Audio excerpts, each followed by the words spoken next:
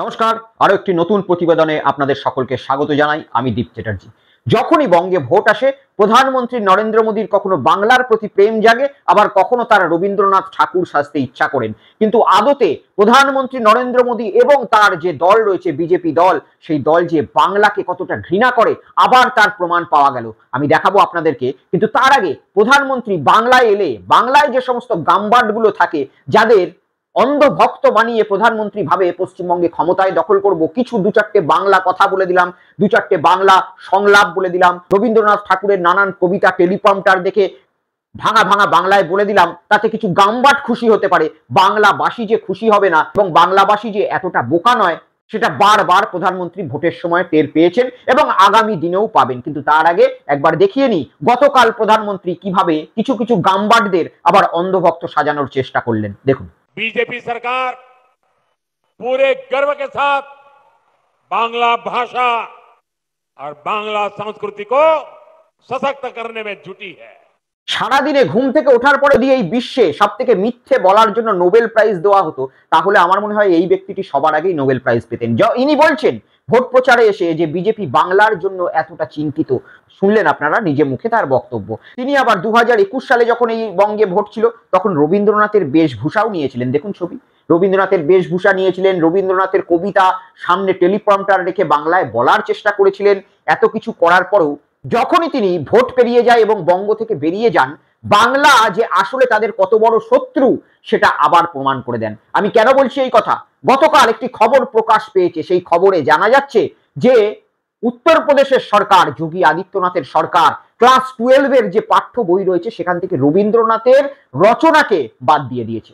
প্রধানমন্ত্রী বাংলায় এসে তিনি বাংলার সম্মানের কথা বলছেন, তিনি বাংলাকে নিয়ে অনেক মানুষকে মূর্খ বানানোর বাংলায় চেষ্টা করছেন। কিন্তু সেই প্রধানমন্ত্রীরই সব থেকে মডেল রাজ্য অর্থাৎ উত্তরপ্রদেশ, যোগী আদিত্যনাথের রাজ্য, যোগী মডেল, এ সমস্ত কিছু আপনারা শুনে থাকবেন। সেই যোগী মডেলে আজকে রবীন্দ্রনাথ ঠাকুরের মতো একজন বিশ্বকবি তিনিও অবহেলিত হচ্ছেন। রবীন্দ্রনাথ ঠাকুরের যে রচনা সেটা তাদের পাঠ্যপুস্তক থেকে, ক্লাস 12 এর পাঠ্যপুস্তক থেকে বাদ দিয়ে দেওয়া হচ্ছে। আর এই বিষয়ে তৃণমূল কংগ্রেসের রাজ্যসভার সাংসদ ঋতব্রত বন্দ্যোপাধ্যায় যখন কেন্দ্রীয় সরকারকে চিঠি করেন যে এই রকম খবর শোনা যাচ্ছে, আপনারা কিছু উত্তর দিন, কেন্দ্রীয় সরকার তার চিঠির উত্তরে, অর্থাৎ ঋতব্রত বন্দ্যোপাধ্যায়ের চিঠির উত্তরে চিঠি প্রকাশ করেন, তাকে চিঠি পাঠায়। উত্তরপ্রদেশের ব্যাপার, এই বিষয় নিয়ে আমরা ভারত সরকার কিছু বলতে পারবো না, কারণ উত্তরপ্রদেশের নিজস্ব এডুকেশন সিস্টেম রয়েছে এবং সেটা উত্তরপ্রদেশের সরকার দ্বারাই পরিচালিত। তারা তাদের বইয়ে কি হস্তক্ষেপ করলো সেই বিষয়ে ভারত সরকার কোনো পদক্ষেপ করতে পারবে না বা কোনো কথা বলতে পারবেন না। ভারত সরকার সেটাও বিজেপির কন্ট্রোলে চলে, উত্তরপ্রদেশের সরকার সেটাও বিজেপির কন্ট্রোলে চলে। বিজেপির সর্বভারতীয় সভাপতি জেপি নাড্ডা তিনি যদি বাংলাকে সম্মান করতেন, তিনি যদি উত্তরপ্রদেশের বিজেপি নেতৃত্বকে বলতেন যে রবীন্দ্রনাথের কবিতা বাদ দেওয়া অত্যন্ত ঘৃণ্য কাজ হয়েছে, তাহলে উত্তরপ্রদেশের সরকারের কি এত ক্ষমতা থাকতো?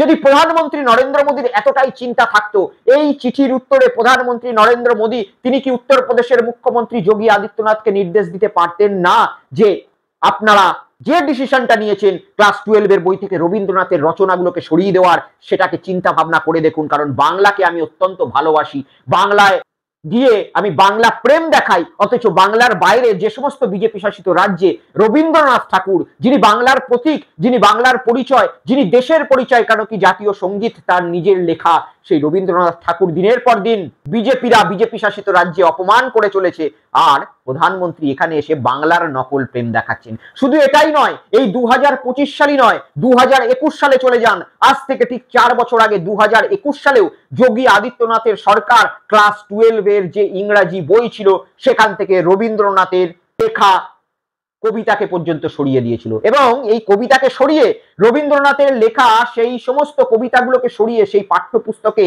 সিলেবাসে কি ঢোকানো হয়েছিল জানেন? আপনাদের সামনে আমি প্রমাণও দিচ্ছি। সেই পাঠ্যপুস্তকগুলোতে রবীন্দ্রনাথের সমস্ত লেখাকে সরিয়ে 2021 সালে যোগী আদিত্যনাথ বাবা রামদেবের যোগ ব্যায়ামের বইকে সেই সিলেবাসে ঢুকিয়েছিলেন এবং নিজস্ব লেখা অর্থাৎ যোগী আদিত্যনাথ সেখানকার মুখ্যমন্ত্রী তার লেখা কিছু বইকে ঢুকিয়ে দিয়েছিল।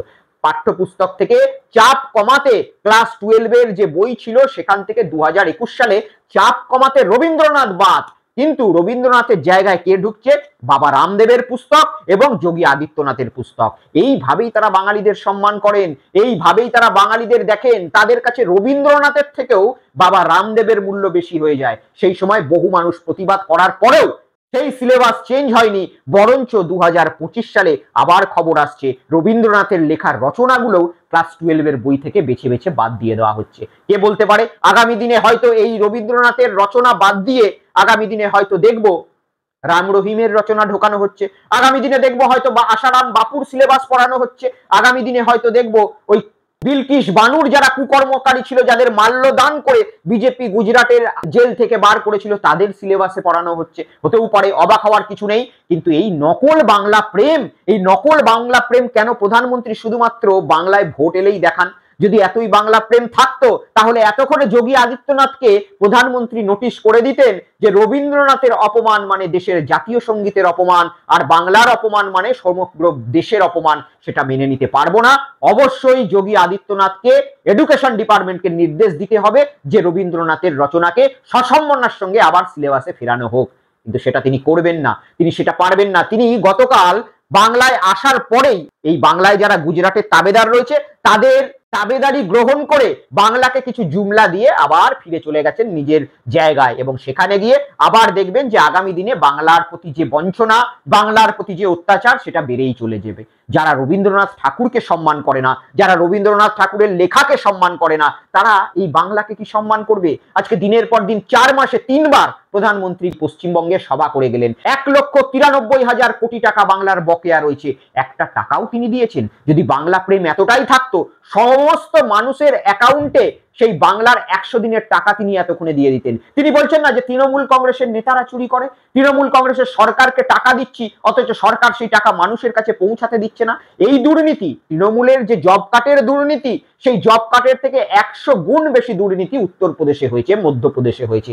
সেখানে কিন্তু তিনি টাকা দিয়ে যাচ্ছেন, সেখানে তো তিনি টাকা আটকাচ্ছেন না। আর এখানে যে দুর্নীতিগুলো হয়েছে, সেই দুর্নীতিতে আপনি সরকারকে না টাকা দিয়ে মানুষের অ্যাকাউন্টে ডাইরেক্ট টাকা দিচ্ছেন না কেন? যদি এতই প্রেম থাকতো বাঙালিদের সঙ্গে, আপনি কেন নবান্নকে টাকা দিচ্ছেন? আপনার তো সন্দেহ রয়েছে যে নবান্ন টাকাটা চুরি করে নিচ্ছে। তাহলে নবান্নকে না দিয়ে আপনার কাছে যাদের জব কার্ড রয়েছে এই পশ্চিমবঙ্গে, সকলের ডিটেলস রয়েছে, ডাইরেক্ট তাদের অ্যাকাউন্টে টাকা দিয়ে দিচ্ছেন না কেন? ডাইরেক্ট সেই অ্যাকাউন্টে টাকা দিলে তো এই দুর্নীতির কথাটা আসে না। এই সমস্ত নাটক বাংলার মানুষ আর দেখতে পছন্দ করছেন না। বাংলায় মাত্র 2 থেকে 3% ভুয়ো জব কার্ড বেরিয়েছে, যেখানে উত্তরপ্রদেশে 70% জব কার্ড ভুয়ো বেরিয়েছে। তবুও উত্তরপ্রদেশ তাদের ইনস্টলমেন্টের টাকা পায়, বাংলার মানুষ সেই ইনস্টলমেন্টের টাকা পায় না। এই নাটক বহু দেখেছে বাংলার মানুষ। 14তে বিদায় জানিয়েছে, 16তে বিদায় জানিয়েছে, 19-এ বিদায় জানিয়েছে, 21-এ বিদায় জানিয়েছে, 24-এ বিদায় জানিয়েছে।